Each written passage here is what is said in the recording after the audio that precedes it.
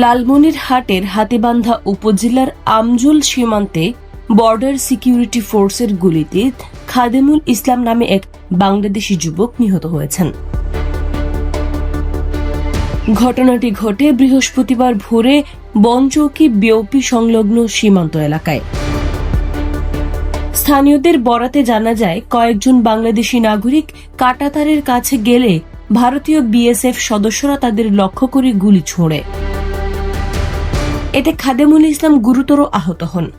পরে তাকে উদ্ধার করে হাসপাতালে নেওয়া হলে চিকিৎসাধীন অবস্থায় তার মৃত্যু হয়। এ ঘটনায় বর্ডার গার্ড বাংলাদেশ বিজিবি প্রতিবাদ লিপি পাঠিয়েছে বিএসএফ এর কাছে।